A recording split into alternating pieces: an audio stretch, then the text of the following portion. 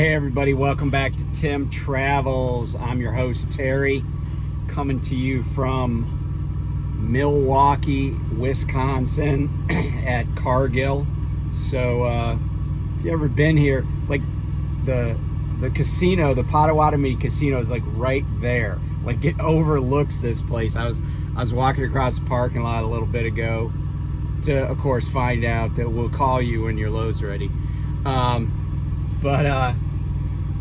There's a hotel over, like this 20-story hotel that's like overlooking the parking lot here, basically. I wonder what people are thinking when they look out here. It's like new versus old, because I'm sure this facility's been here forever. And there's like, it's really industrial, but then there's like the casinos right there. But they did a similar thing in Baltimore, so not surprising. So today is August 17th. I got this load I'm picking up. This is going to Pennsylvania. Then I got another load going from PA down to Maryland, and then I'm going to stop at home on Tuesday, getting some new glasses. I already went to the optometrist and did everything when I was on home time. I just need to pick them up. So, and then I'll be right back at it Tuesday night with another load going to the same place I went to the other day up in Hopkinton, New Hampshire. So it's nice to kind of know what I'm doing. And as long as I can run, I'll be happy, or happier. Okay, so I was talking to somebody this morning, and I was telling them that I met some new people that just came through orientation at my company. One guy had been at Crete, and he lives down in Alabama. And then another guy who said he had been at Werner for 15 years, which I think is a long time at any company, but it's definitely a long time at Werner.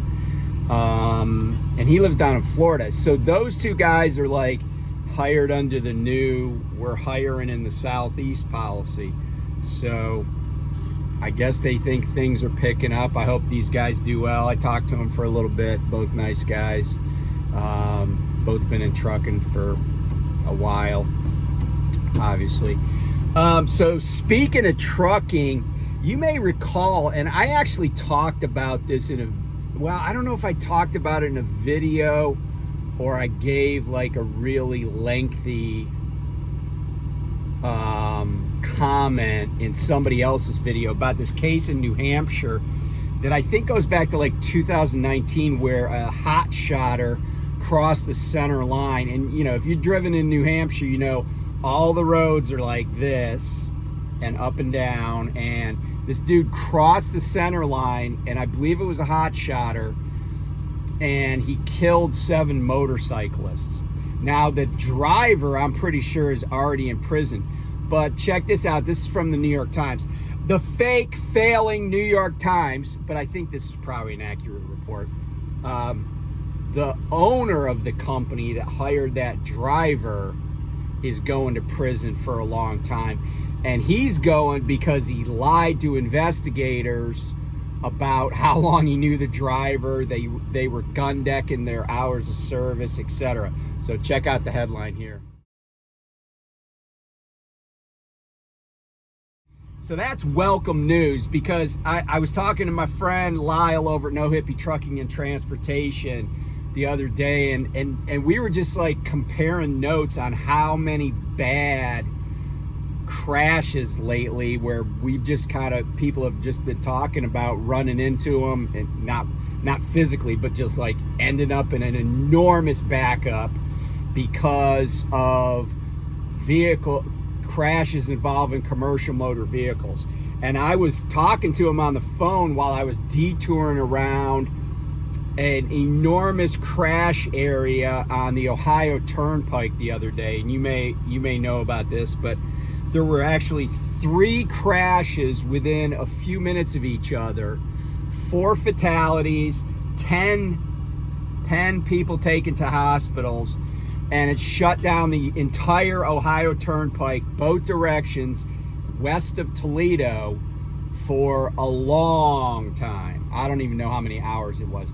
But in those 3 accidents, 8 commercial motor vehicles involved, 8 semis involved, including a hazmat spill of, I think, sulfuric acid.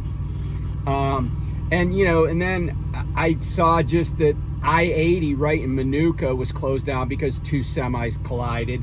And it's just, you know, one thing after another. And there's gonna be, I guarantee, a common denominator in all of this. And it's gonna be excessive speed. It's gonna be tailgating. You know, do yourself a favor. And I've said this before, and I learned my lesson, right? I learned my lesson. I had to go in the median to avoid a pileup. Why? Because I was in the scrum. And I've said this before. Stay out of the scrum. If you're at a company like Prime, where driving slow is part of the way you make money, that's good, right? Let everybody go past you. If you're at a company like I'm at, where the trucks are fast, and I say fast because my truck will run, you know, 73 or so on the cruise. So I can usually get away from a lot of people. So if I do catch up to somebody, I'm not sticking with them. It's not like the Daytona 500 for me. I either fall back or I go past and I get out by myself. Now I admit I do pass more people, obviously, than when I was at Prime. But passing or getting past, you know, that's going to happen. But stay out of the scrum.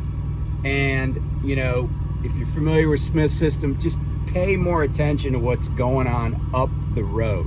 When you see people doing stupid stuff, just back off the throttle. Just let them go.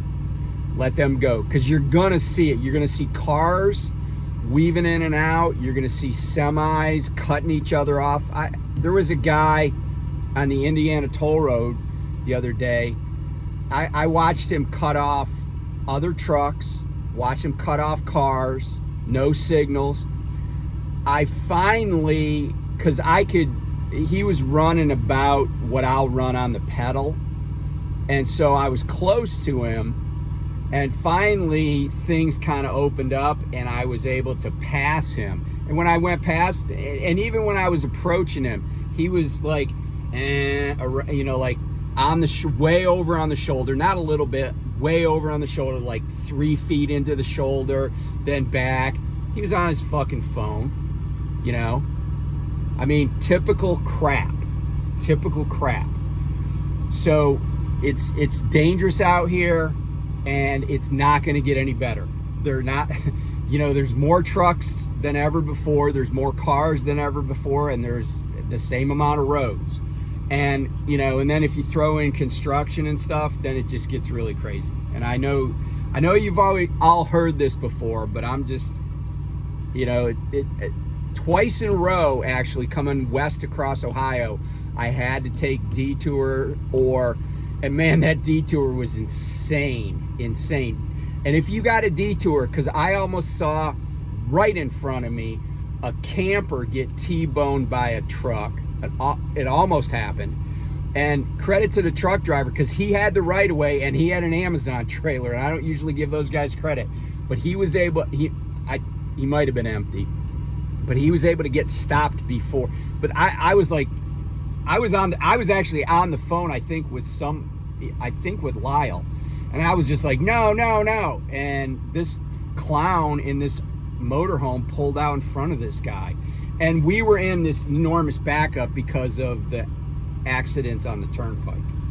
So even if you get delayed, even if you're like, hey, I'm gonna have this enormous delay, send a message, make a phone call, but don't get crazy, because then you're just part of, you know, secondary accidents or tertiary accidents or whatever.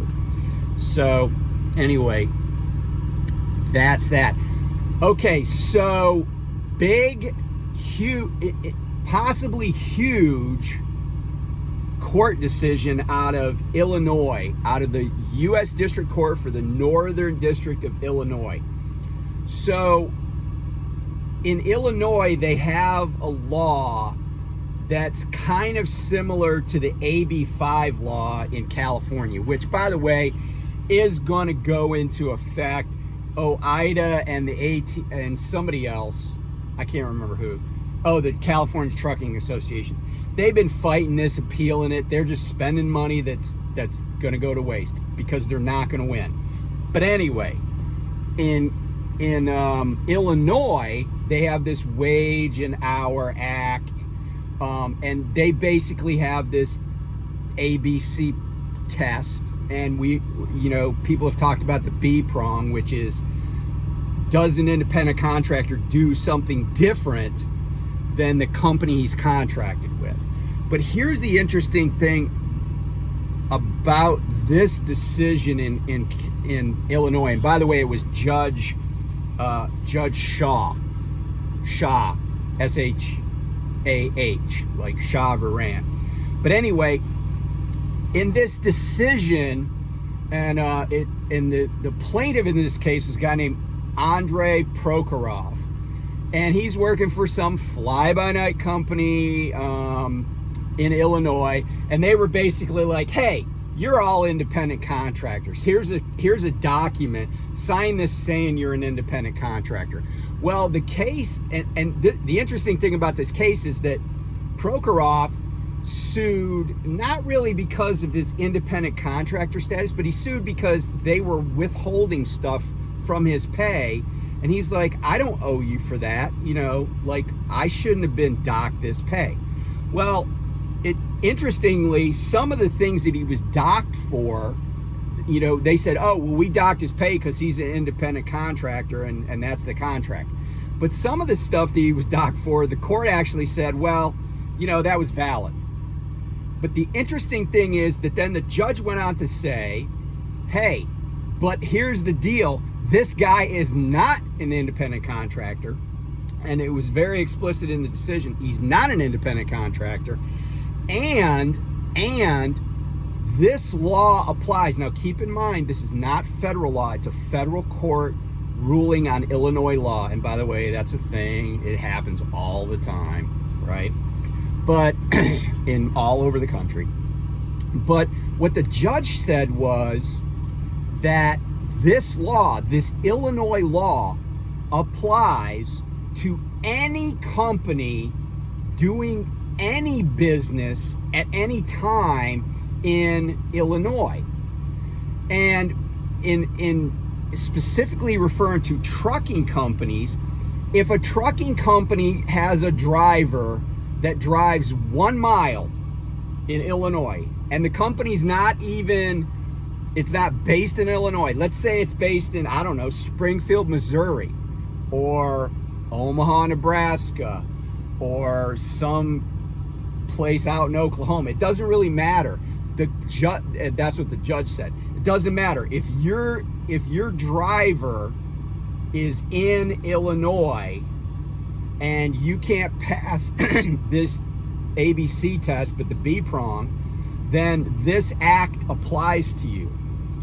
And so there's this law firm called the Scopolitis, I think it's pronounced Scopolitis law firm, and they're like, hey, and they're a law firm for trucking companies, and they're like, hey, this could engender a slew of lawsuits, a slew of new litigation. Interestingly, too, in this case, the judge certified a class of drivers for the company that Prokhorov drives for. So the cat's out of the bag in Illinois. It is very possible that somebody driving through Illinois who is not from Illinois, who does not work for a company out of Illinois, could sue under this and prevail. The company that interestingly I've always noted that I thought was sketchy when it came to saying what kind of, saying whether somebody was a W-2 employee or an independent contractor, was this company called State Express, and they have like this teal and green like lettering, and they have this kind of S and E that makes like a circle, and they're out of Illinois, but they advertise on Craigslist in Pennsylvania, and they always say that their drivers are 1099, but their drivers are driving company trucks, doing what the company says, and that outfit is out of Illinois. So if you're at State Express, I guarantee you are misclassified. They call you an independent contractor, they pay you $10.99, but you're getting screwed because they control everything. I don't think there's any legit independent contractors at State Express, and they're an Illinois company, so they are definitely ripe for the picking if some plaintiff side lawyer wants to find a plaintiff that's a driver at State Express. So anyway, that's a big deal, because Prime said after the AB5 legislation started working its way through system, Prime said they were not going to do any independent contractors that are domiciled in California. But California, that's an easy fix in a way, even though it's a big state. But when Illinois, it's crazy how much moves through Illinois. It is crazy how much moves through Illinois. Illinois is right in the middle of everything. It's like trying to get into the Northeast without going through Pennsylvania, and Illinois is right in the middle of everything. Tons of trucking companies anyway. But man, if you're, like if I was going anywhere, like I'm here in Milwaukee, if this load's delivering almost anywhere east of the Mississippi, unless I'm going like back to Minnesota or something, which really isn't east of the Mississippi, but yeah, there's any place east of the Mississippi from where I am right now, I'm going through Illinois. I don't care where. And even if I'm going to down to Texas, which is west of the Mississippi, I'm still going through Illinois. It's a hard state to avoid. And man, I can't, if I was a plaintiff side lawyer that liked to sue trucking companies, man, I'd put up billboards in Illinois. I'd start putting up billboards, So anyway, stay safe out there. Just stay out of the scrum. That's all I can tell you. Stay out of the scrum. And I will talk to you soon. Bye.